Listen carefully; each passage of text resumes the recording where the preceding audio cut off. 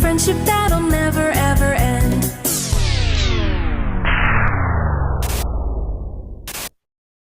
Run!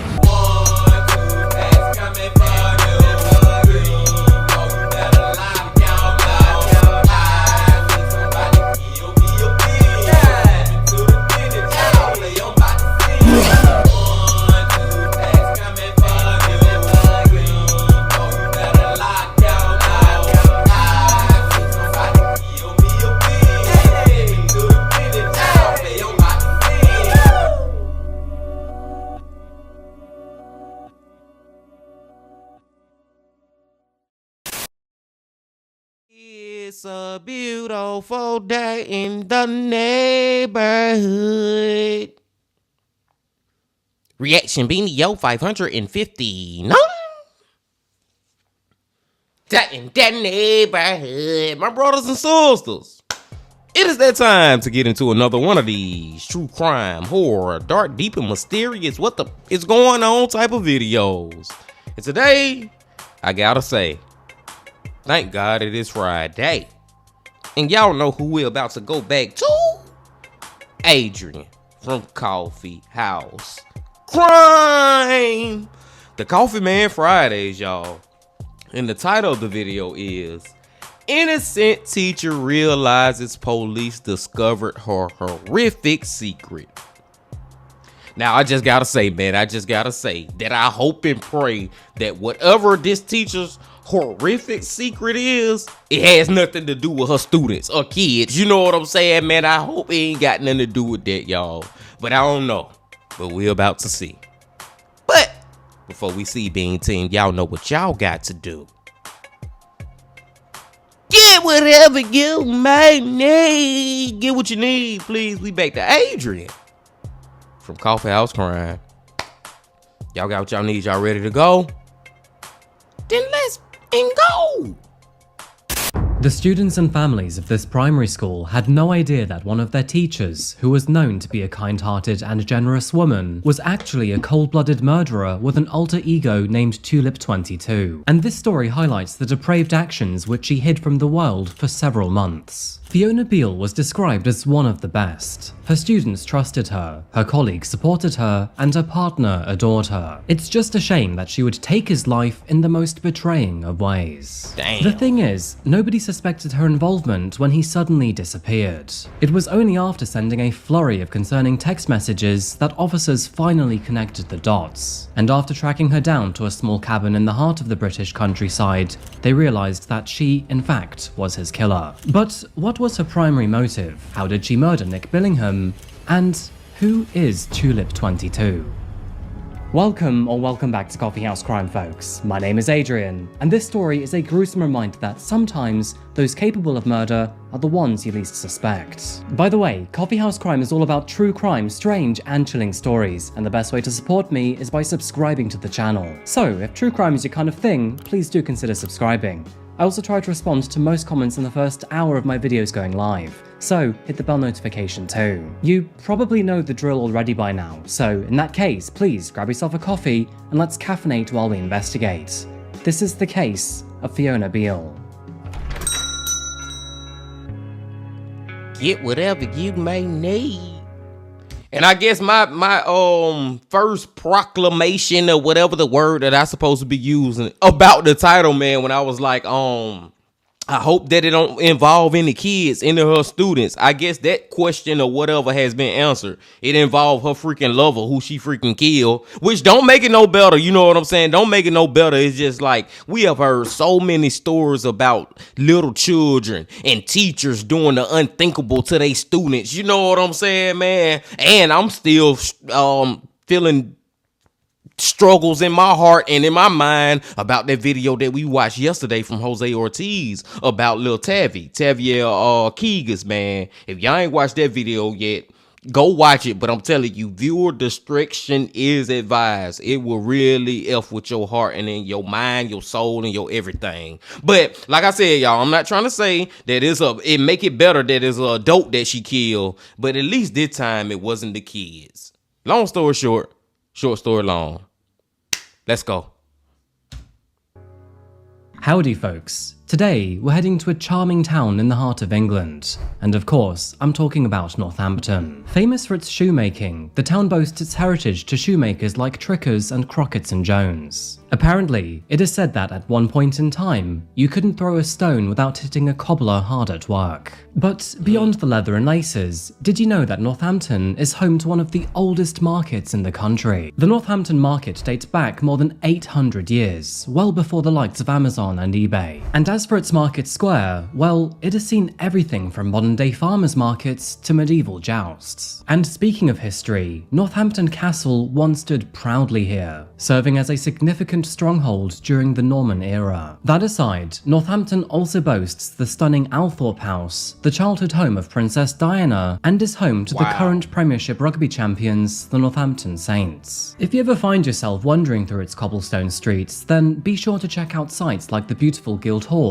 and Delaprere Abbey. Now, it may all just look like a typical British city. However, with hundreds of years worth of history here, you will find plenty to do. But on March the 19th, 2022, a chilling new entry was written into Northampton's diary. Because, sadly, that is when the partially mummified body of a 42-year-old male was found. He was discovered in a makeshift grave in the garden of a house on Moore Street. Officers exposed to the body were forced with a terrible sight. A post-mortem on the man's decaying body determined that the cause of his death was a stab wound to the right-hand side of his neck, splitting the right jugular vein and piercing the esophagus and trachea. With an entry width of 3.7 centimeters and a depth of 6 centimeters, this would have had to be executed with quite some force. And if it wasn't obvious already, it was determined that he had likely become the victim of a gruesome homicide. After careful analysis, the body was eventually confirmed to belong to a local man named Nicholas Billingham. Nicholas hadn't been seen since November the year prior, marking 4 months since his disappearance. Of course, family and friends were devastated to hear the news, only comforted by the fact that he no longer remained missing. But who precisely was Nick Billingham? How did his body end up buried in the home of his own back garden? And despite this proximity, how did he remain missing for 4 entire months? Well, that's what I'm saying, man. Like, how did this man go missing for 4 months? And also,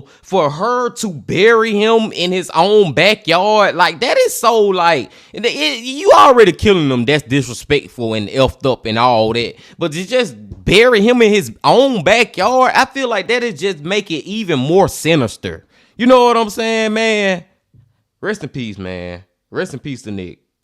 Before we answer these questions, let's first dive back to his childhood and learn how he ended up here. Born in the year 1979, Nicholas was the first child of Yvonne Valentine and his father. Sadly, not much is known about Nick's childhood, so I can't report much on his background. However, his mother would say that he was a loving child with a very cheeky smile, one who was loved by his friends and family, and as he entered his adult years, was loved by his colleagues too. Nick went on to work as a builder in the Northampton area, where he soon met the future mother of his child, Andrea Farden. Without marriage, their on and off relationship resulted in the birth of their son in the year 2019. Andrea would later describe Nick as a bit of a lad, but not a bad person. He was the sort of guy who tried to keep everybody happy. In addition to this, Nick had been in a relationship for the last 17 years with a woman named Fiona Beale, and this woman is extraordinarily important to our case today. So take note here. At the time of Nick's death and discovery, Fiona Beale was 49 years old. She was a highly respected primary school teacher who worked at Northampton's Eastfield Academy, a primary school providing education for students between the ages of 2 and 11 years old. Fiona was well known to students and their families. She was trusted to look after their children and was described as a kind and caring woman. Claire Mills, who was the head teacher of Eastfield Academy, met Fiona in the year 2014 when they began to work together at King's Heath Academy. She described Fiona as a strong and very capable teacher, one who was one of the very best in the area. Her strength as a teacher was building relationships with children who needed additional support and time, suggesting that Fiona was actually the compassionate and patient type of person. Fiona thoroughly loved her job, as seen in this video with her dancing in front of her students. So, when she suddenly failed to show up to work one day on November the 1st, 2021, her absence was strongly noticed, an absence that would extend for more than 10 days afterwards. It was learned that in the months leading up to Nick's disappearance, both he and Fiona had been undergoing couples counselling for a multitude of reasons. Now, Fiona had her own fair share of shortcomings, but as for Nick, well, he had just admitted to having an affair with another woman, and this was sure to leave Fiona devastated. Now, for some, affairs are enough to absolutely terminate a relationship, while others try to fix the bond that they once had. It was during this time that Nick wrote about Fiona as kind-hearted, generous, and the most beautiful woman in the world, and he seemed to have genuine remorse for his actions. He went on to say, "I promise to never again belittle you or make you feel rubbish. I love you with all of my heart. My love has been yours since the day I met you, and will be until the day I die." Now, their relationship always had problems. However, it does seem that time slowly eroded their bond. When COVID struck, they were furloughed and confined to their home, where petty arguments would often erupt into fights. There seemed to be issues around sex and money, and basically everything in between. But despite this, the two did try to make things work. Tragically, if only Nick knew what was right around the corner. If only he knew what was right around the corner. But I just feel like this one of those relationships where you know you should have ended it a long time ago. You know what I'm saying? But you keep on trying and you keep on arguing. You keep going through the BS. You're not really happy, but you're trying to make yourself happy. I feel like this was happening for both of them. And I feel like just me speaking personally, y'all, from the point that she found out that he had cheated on her, like actually had sex with somebody else, had an actual affair. It would never be the same again. We gotta end it. We gotta go and cut it on off, man. We gotta cut it off. And I really do wish they would have cut it off earlier before we got to this point. Well, Nick got killed. Let's go. November the 1st, 2021. It was a Monday and relatively mild for a winter's day. After working on a house renovation in Northampton, Nick returned to the home he shared with Fiona on Moore Street. Fiona, on the other hand, was apparently signed off work sick. Allegedly, she had contracted COVID, meaning that she was restricted from attending school for the next 10 days. Instead, she spent most of her day at home smoking a large amount of cannabis. And as for her evening, she had grand plans on her mind. After returning home, Nick was lured into the bathroom by his girlfriend. Fiona had prepared a hot bath for him, with the promise of sex after he had cleaned himself up and relaxed a little bit. Unfortunately, little did he know that her motives were far from loving. Shrouded in deceit and darkness, Fiona concealed a knife in her dressing gown pocket. And once he was in the bath, she placed this knife in a drawer next to the bed that they shared, along with a chisel, a bin bag, and dozens of cable ties. Fiona then draped herself on the bed, waiting for Nick to finish his bath. And after he entered the bedroom, she then convinced him to slip on an eye mask. She told him that she was feeling rather kinky that evening, and wanted to tie him up to the bed. And so, being a typical guy, that is precisely what happened. Nick liked where this was going. He gladly put the mask on and allowed her to secure his wrists to the bed frame. However, that is when the promising scene turned into a painful and confusing nightmare. Blinded by the eye mask, Nick was then suddenly struck in the neck with a knife. Fiona had shanked him with cold precision, severing his jugular vein in a single deadly blow. The pain that Nick would have experienced would have been absolutely enormous, and in a shocked and suffocating voice, he muttered the word, "Why?" In her deluded mind, Fiona responded by saying that she would never let him hurt another woman again. Just moments later, his life faded away underneath her. Wow, man, it's so crazy, y'all, because we hearing it in hindsight. But if you in that moment, maybe I'm just speaking from my brother's perspective, from a male perspective. If your girl want to get kinky and, put on the blindfolds and handcuff me up, baby, you know what I'm saying? It sound good in that way, but if you really realize what her motives was, and what she actually did, it make it sound so much more crazier and scary, man, of what she actually did. And this is premeditated premeditated murder like a motherfucker. Now I'm gonna be so, let me stop cussing, but I'm gonna be so peed off if this lady is not found guilty, because now I'm referencing what we watched yesterday from Jose Ortiz. Go check that video out, man. If we finna have somebody else be innocent for just a clear as day crime, I don't know what I might do, y'all. I don't know what I might do. Let's just keep going. Following his death, Fiona decided to wrap Nick's body in a plastic sheet, but with him weighing a fair amount more than she did, this would take a considerable amount of time to complete. After that, she then proceeded to drag his body down the stairs, damaging the banisters in the process. And once downstairs, she carried his body into the garden, placing him in an area which was not too visible to the neighbours. Rather inconveniently, the neighbours were undergoing several renovations at the time, meaning that both Fiona and Nick had less privacy in their garden.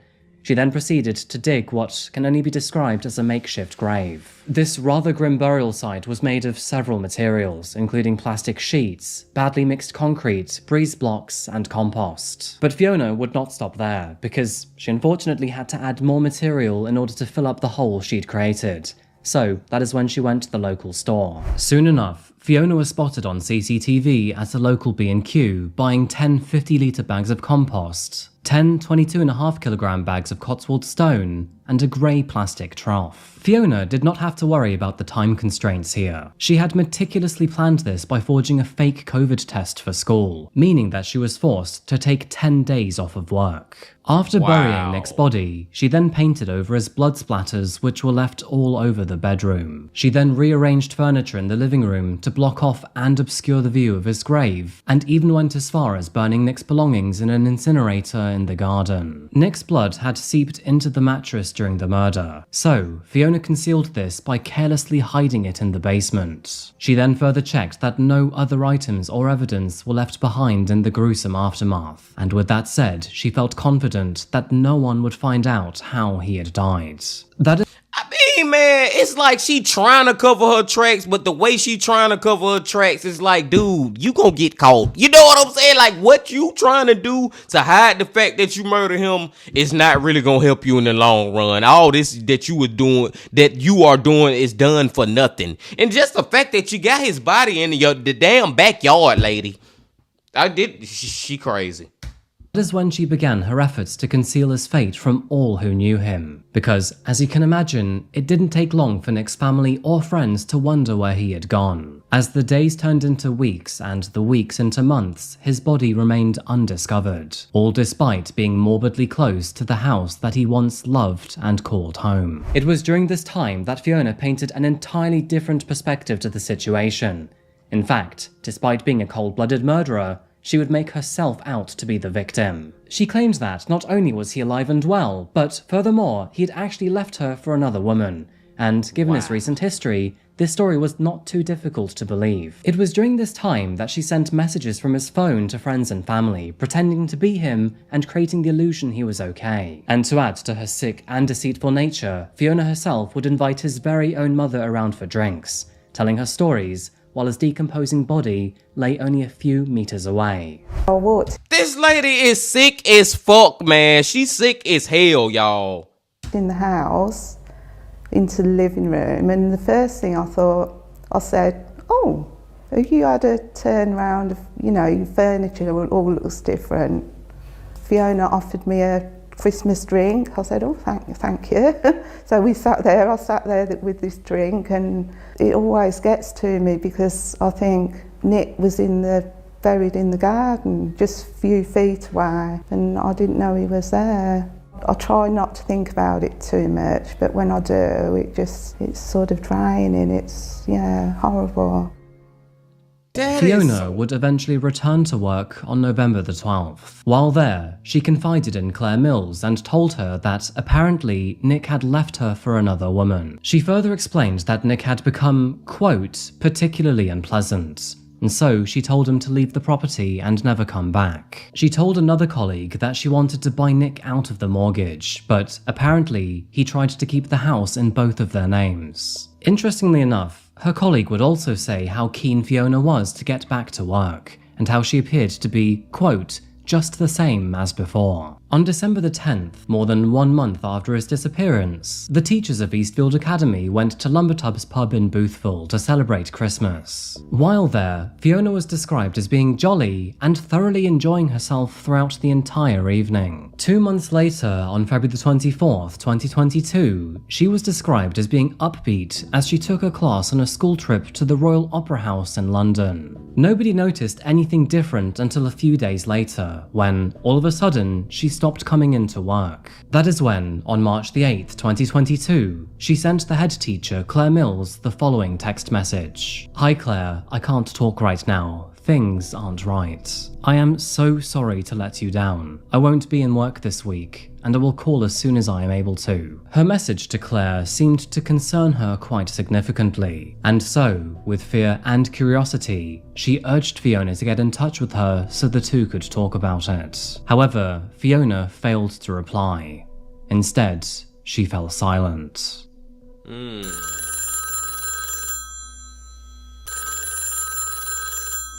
But Claire was not going to give up that easily. Instead, she called Fiona's mother, who seemed to be somewhat surprised to hear from her. You see, Fiona had given her mum an entirely different story. She told her that she had been asked to go on a residential course due to staff illness. So, when Claire informed her that this wasn't the case, both of them knew that something was up. And so, concerned for her well-being, the two confronted her about her inconsistencies. That is when Fiona responded with, "I am sorry, I won't be back. I need more time and space to think. I'm sorry for letting you down." With this information at hand, Claire decided to contact the local authorities. That is when the officers were instructed to perform a welfare check at the property, but after reaching the home that she shared with Nick, they were met with silence. It became clear that, whatever was happening, they needed to act fast. Her mental health seemed to be deteriorating, evident through the worrying messages and fabricated stories sent to family and colleagues. And so, with that said, they got to work on tracking her down. But see, now it's too late. You know what I'm saying? Now they tracking her down and realizing that she got mental health issues or whatever. But it's already after the fact that she done killed Nick. You know what I'm saying? And it's also so crazy, y'all, how she got away with this for a couple of months and nobody suspected a freaking thing. Not her family, not her friends, not her co-workers, not her students. And that bring up that really can take me down a whole nother rabbit hole about how it's crazy how some maybe your teachers when we was growing up, or even your damn children teachers, can be the most craziest mother ever, and you would never know it. You know what I'm saying? A wolf in sheep clothing, a damn teacher, and a murderer in teacher clothing. You know what I'm saying, man? But it's just like, wow, dude, she got away with this stuff for a long time, and I feel like she started to give herself away before they even caught on to her, just because of the way she started moving. I'm glad she did get caught. Like I said, y'all, I just hope this lady get freaking life, man. Before we get to the end of this video, Coffee, man, please give us a conclusion and please tell me she at least got life in prison. Please. It wasn't until March the 15th that officers finally tracked her down. Fiona had holed herself up in a holiday home over in Cumbria, and that is where she had tried to take her own life. However, after failing to leave this world on her own terms, she was instead transported to the local hospital, where she sought immediate medical treatment. And this is where our story takes a rather bizarre turn, because after performing a search on the cabin, detectives found an extremely concerning journal. It was within this journal that Fiona revealed her deepest and darkest secrets, not only confessing her crimes, but also revealing her weird dark alter ego, also known as Tulip 22. In this journal, she said the following: "I have to confess. Okay, here goes. He spat on me and threatened me during sex. The things he said and did fueled my dark side. I call her Tulip 22. She's reckless, fearless and efficient. Ruthless. I started plotting as Tulip 22 after he had gone to bed. I could no longer sleep in the bed due to my breathing being so loud, or I moved too much, or I was snoring, or etc, etc. I would go downstairs after sex, and even when I was unwell. I got used to sleeping downstairs, and waited for him to go to bed, and then got high and let Tulip 22 out. I knew I couldn't let him get away with it. Halloween sealed it. He was vile. I sat on the kitchen floor and wept as I witnessed the abuse I had allowed to happen. I allowed so much bad to happen. That night, I planned. COVID rules meant I had a guaranteed 10-day isolation period from positive symptoms. I called Claire on the Monday and said we'd tested positive and had symptoms.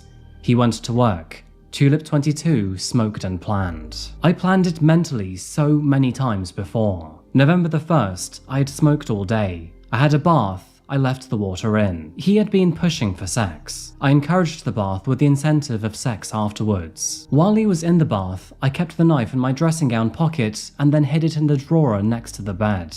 I brought a chisel, bin bag and cable ties up too. I got him to wear an eye mask. It was harder than I thought it would be. Hiding his body was bad. Moving a body is much more difficult than it looks on TV. I started to believe the cover story. Flashes interrupted.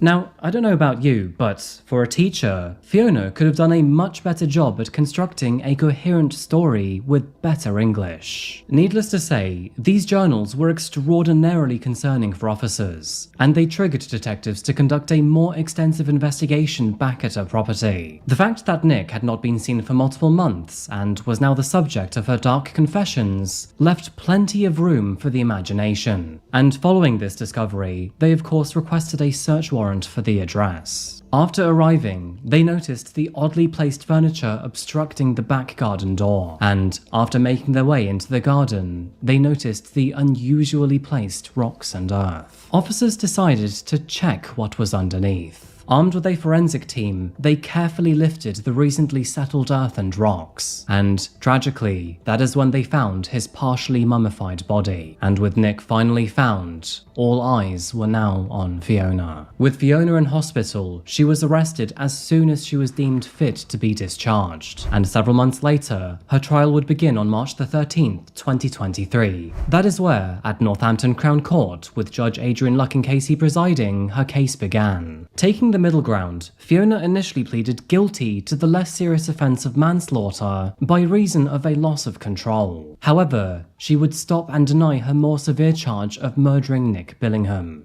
Fiona's trial was extraordinarily long and fraught with bureaucratic issues. In fact, after 64 days, her trial was abandoned when it emerged that the key defense witness was a court custody officer who had conducted welfare checks on her while in the cells. As a result, Judge Adrian Lucking demanded that a new trial be held on a different date and with a different jury. That new date was determined to be March the 25th, 2024 at the Old Bailey in London. Once again, Fiona denied murdering Nick, instead claiming it was manslaughter. However, after learning that the evidence mounting up against her was simply far too significant to overcome, she eventually pleaded guilty to murder on April the 26th, 2024. About goddamn time, lady Fiona, whatever your damn name is, you need to be a goner. You sitting up there talking about manslaughter, and you got it's all this evidence of that. Like, this is one of the most premeditated murder cases I ever heard. You know what I'm saying, man? Like, you planned all this out and you documented that you actually planned it out in your journal and stuff, but you want to holler manslaughter. And I don't even know why the court was so reluctant to just put the freaking murder case on her. You know what I'm saying? But she finally pleaded guilty to it. Now, I'm so nervous, y'all, that this lady not gonna get locked up for this shit, or she might not get locked up for long. I don't know, man. I'm feeling very nervous about this one being team. Let's see.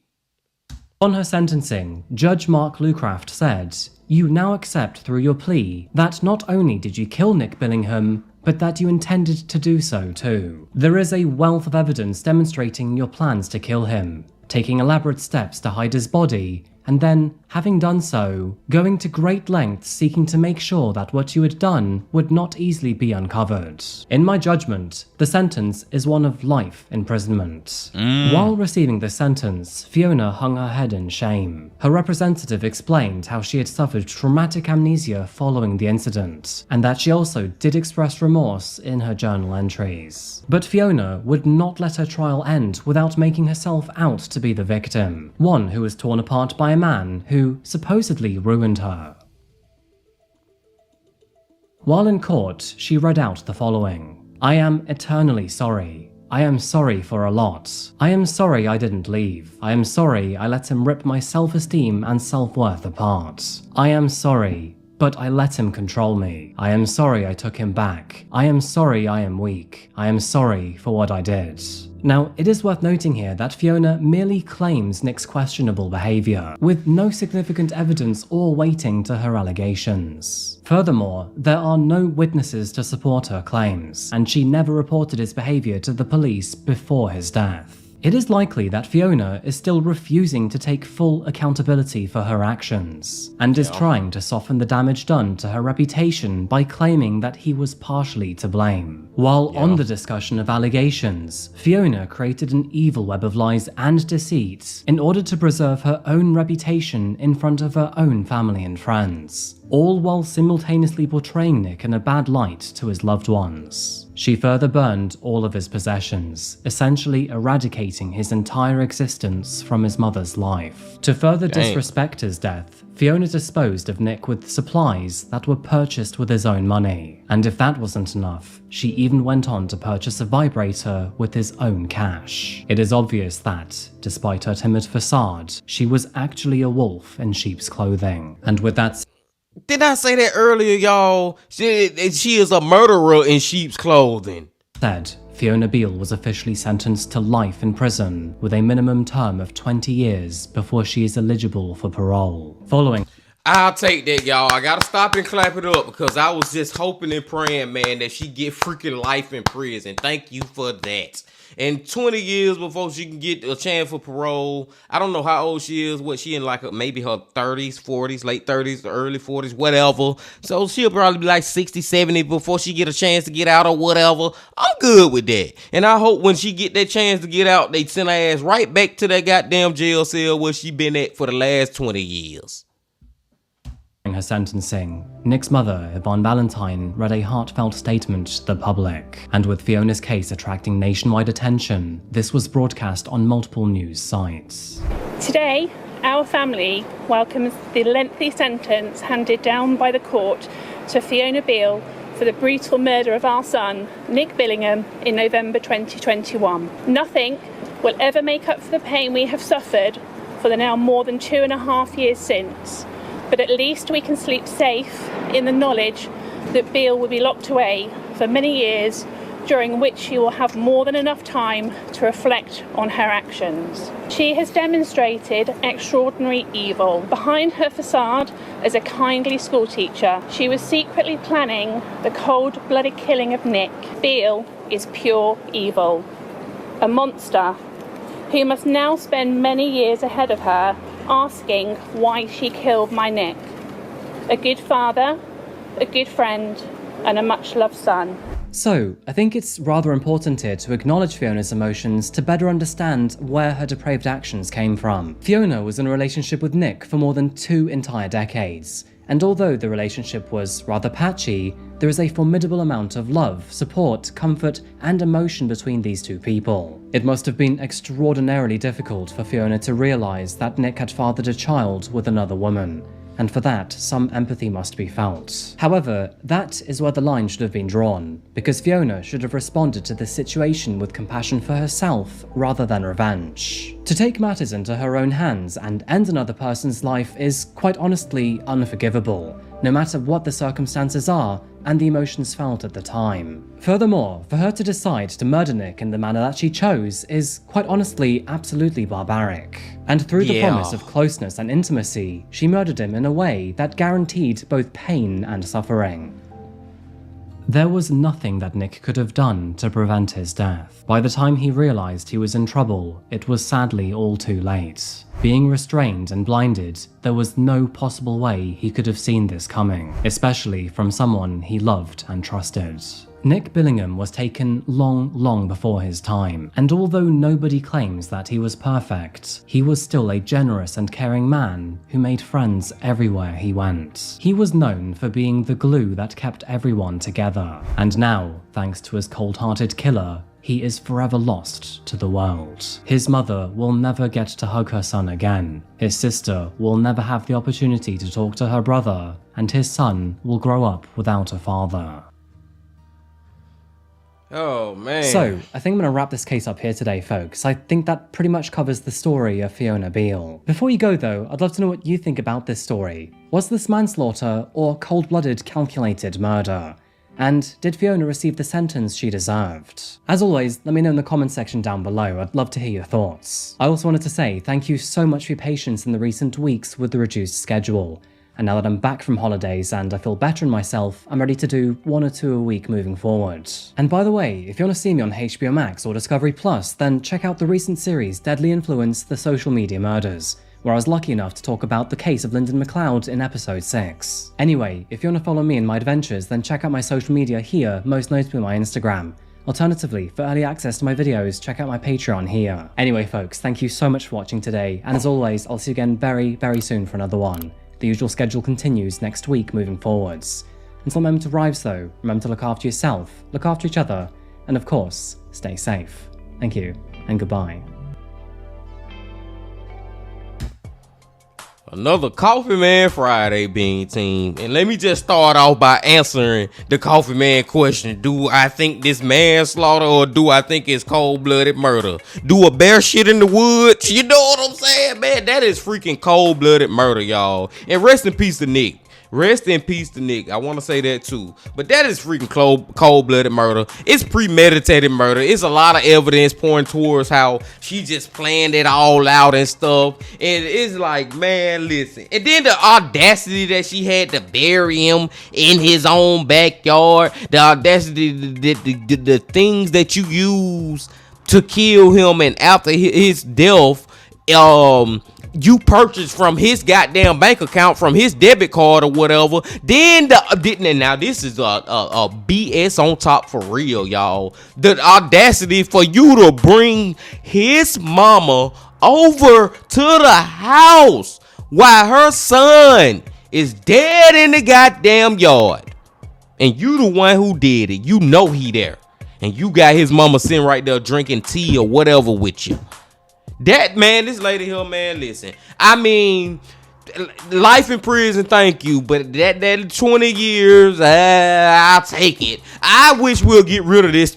After 20 years, you get parole. No, man, you done. You done for life. You're in prison for life. But I seriously would take this, because now I got a reference back to watch what we watched yesterday. If y'all ain't watched that one yesterday, please go watch it, y'all. I'm telling you, man, viewer discretion is advised, and it gonna pull your heartstrings just like this one will pull yours too, because of the fact of how it kind of make me a little scared, man. I ain't gonna even get into all that a while. I'm gonna say it made me scared, but it kind of made me question the next time that me and a lady want to have some fun or whatever, me and my whoever, you know what I'm saying? And now we bringing out the handcuffs and the blindfolds and stuff, and now I'm gonna think about this story. You know what I'm saying, man? This story might pop up in my head, y'all. Jesus freaking Christ, just the way she set this man up is so crazy. It is so crazy. I can go on and on and on and on and on, but I ain't gonna do that, y'all. I'm not gonna do that. I'm gonna let y'all go now, man. I appreciate y'all coming on back as always. And before y'all leave, just please, please, please, please, please hit that like button, comment, subscribe, and do all that if you ain't did that yet. And I'll see y'all tomorrow for another The Coffeehouse Saturday. But until then, my friends, I also need y'all to remember this. Love, peace, and happiness. Stay safe. Don't stop. Keep going. Yeah.